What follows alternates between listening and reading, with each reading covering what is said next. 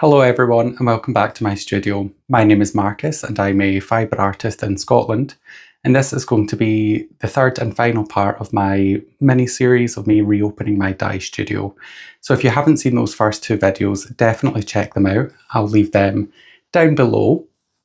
But in previous videos we've dyed up all of the yarn, and in this segment it's getting all of that ready to be sold, so winding it up, packaging it. But I've got a couple changes that I'm going to make that I haven't done previously, some new crafts for me to learn, so let's get started. So the first and the biggest job on my list is winding the self-striping yarn. In the previous video you will have seen me winding the yarn and then dyeing it. Now it needs to be unwound, well, rewound into a skein so that it's saleable. So the first step is I dye the self-striping in batches of 8. So there's 8 full skeins worth on here, and so I need to start separating them out. So I'll be winding back onto my warping mill, separating out the different skeins, and then winding the skeins onto my reskeiner.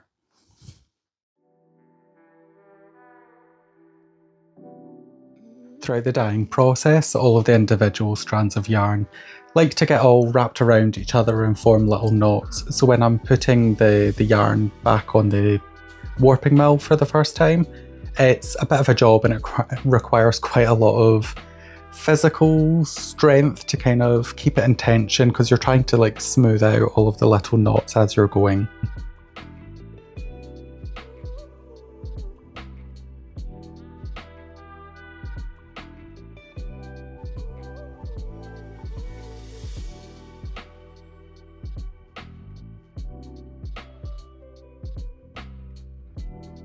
So when I'm initially winding on the warping mill, I'm using 2 strands at a time. So that 8 skeins that I have wrapped is in 4 different kind of bunches. So here I'm just starting to separate out 2 different strands at a time, which will then become 2 separate skeins. It's just a lot easier to break it down.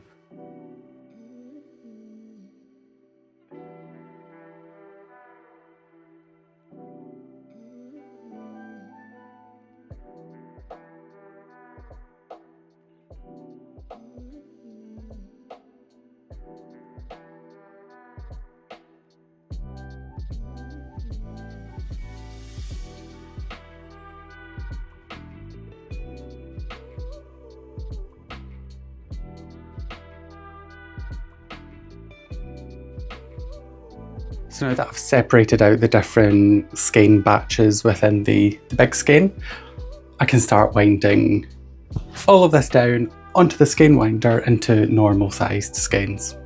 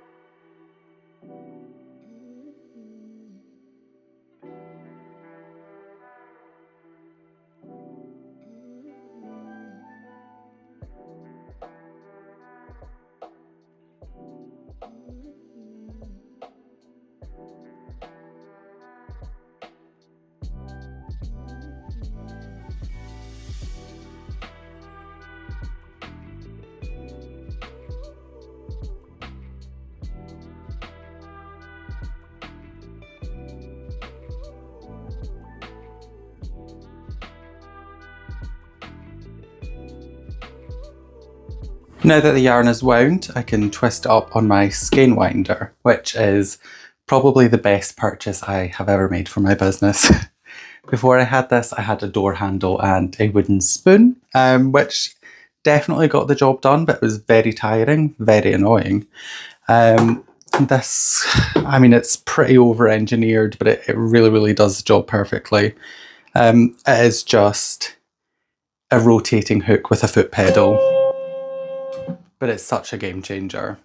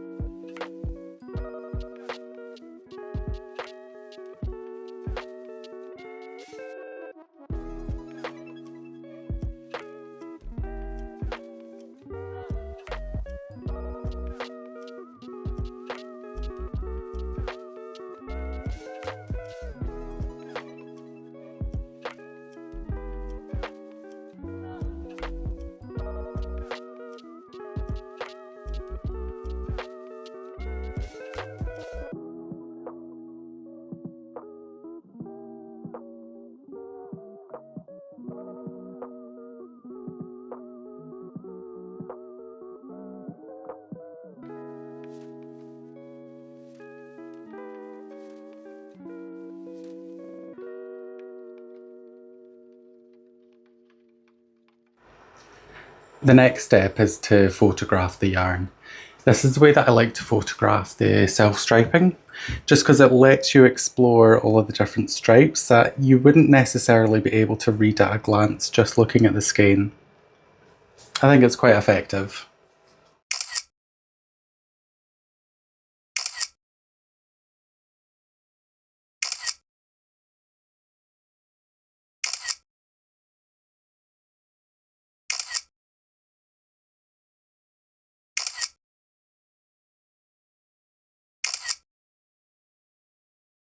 I have a bit of a side quest.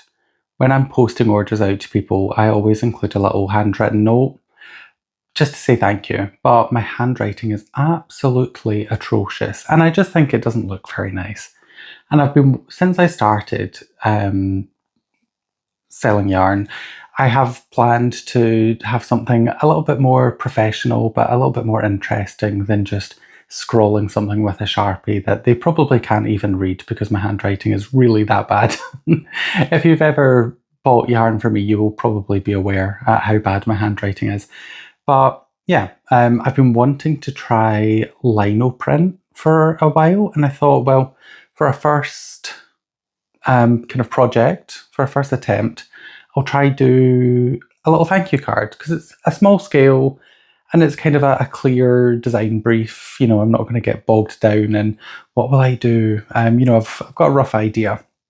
So I actually, the lino card, the linoleum that I bought, actually was far too big. It was twice as big as I needed, which is quite good because it means I get kind of, you know, I can get two different designs.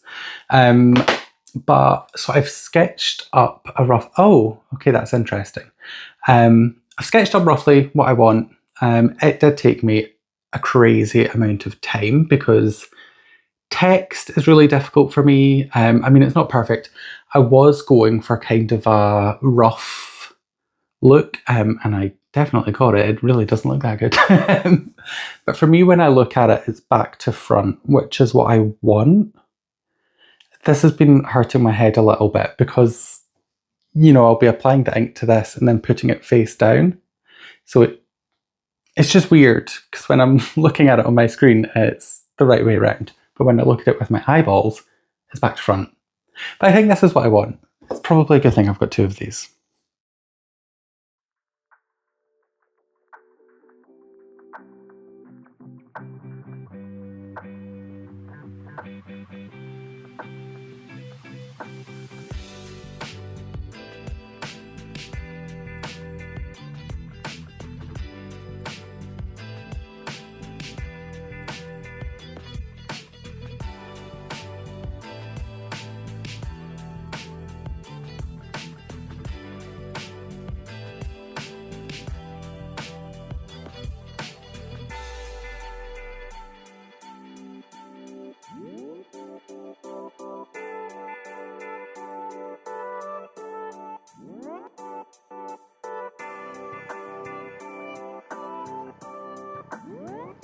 So I think that's all finished for the most part. I don't know how this is going to look. I won't really know until I try it, but I think it's okay. I don't know, we'll see.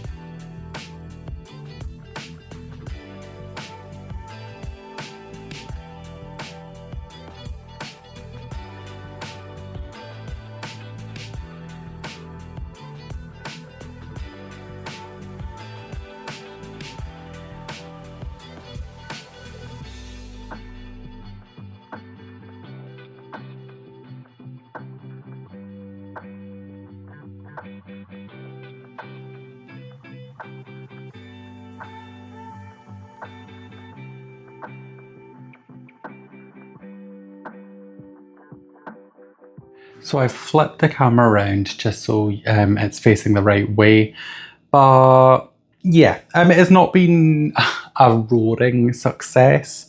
For a first attempt, I'm kind of happy with what I was able to achieve, but the N, especially in the thank you, it doesn't really resemble an N at all, but the problem is I've cut off a bit too much. So yeah, nothing I can really do about that. I've done a few. I don't know if I'm going to bother sending these out with parcels. I think they're maybe not good enough for that. But yeah, for a first attempt, happy with what I was able to achieve, but not necessarily a successful endeavour. It's the next day. I gave the lino printing another try just because I remembered that I had a different brand of ink up the stairs that looked like it was a completely different consistency. So the black that I tried the day before was from Sistrena Grena, and it was quite a thin, watery ink, which to me, that's what ink is watery. But I remember that I bought this a while ago. I've been wanting to do lino printing for ages. And this is like, it's like acrylic paint kind of texture. It might actually be thicker than a lot of acrylic paints I've used.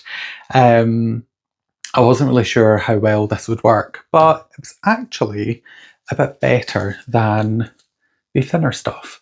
So, you know, it doesn't matter what ink you use, it's not going to repair a bad design and a bad cutting job. But yeah, it actually came out a bit better than what the black did. So that seems to be relevant somehow, the thickness of the ink. Whether, yeah, There might be some applications that are better suited for the runnier ink than a thicker ink. I do not know, but this one seemed to work better for me just now. For the last step, it's just labeling the yarn. So I've got all of my ball bands here, and I've printed off all my labels separated into the different colourways. It is organised chaos.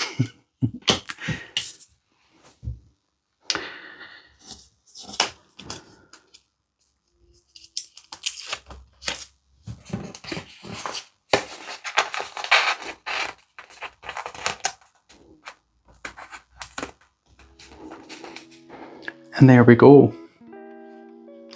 And that is Lachrymose.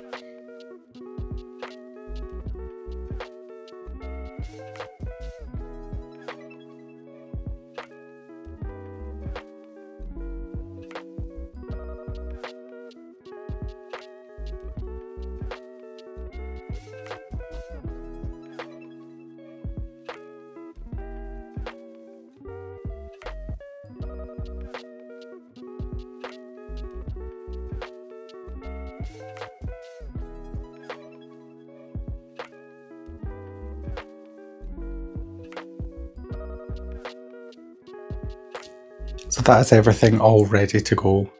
It's going to be quite a small update comparatively, but I'm really happy with the colourways.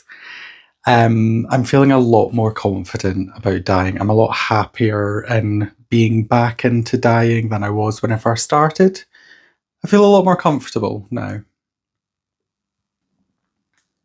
All that's left now is to upload the yarn onto my Etsy store, but I don't think anybody wants to watch me pushing buttons for an entire evening. So this is where the video ends. I hope you've enjoyed watching this video and the rest of the mini-series that I've done, and getting a little behind the scenes view of how I run my yarn dyeing business. But yeah, the shop update, today is Friday the 5th of June.